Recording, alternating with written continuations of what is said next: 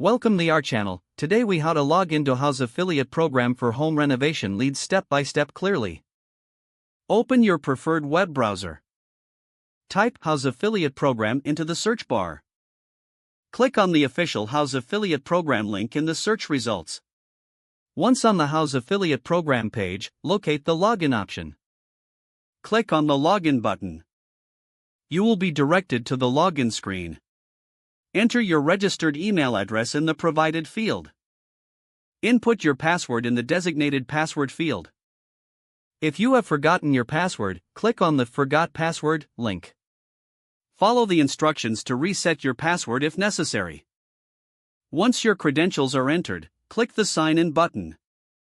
Wait for the page to load as it verifies your details. After logging in, you will be taken to your affiliate dashboard.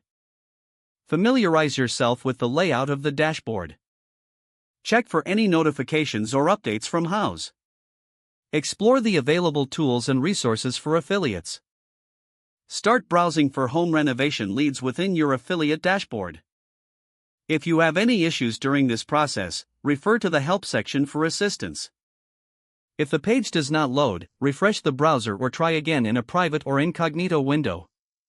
Make sure you are using the correct email address, then retype it carefully to avoid small typos. If your password is not accepted, use the reset option and create a new strong password you can remember. Check your spam folder for verification or security emails, then complete any requested confirmation steps. Enable two-factor authentication if available to improve account security and reduce unauthorized access risk. After signing in, review your profile details so your contact information and settings are accurate and current. If you see an error message, note it down and try again after restarting your device and internet connection.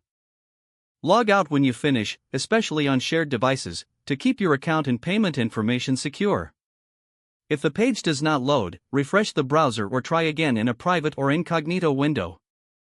Make sure you are using the correct email address, then retype it carefully to avoid small typos.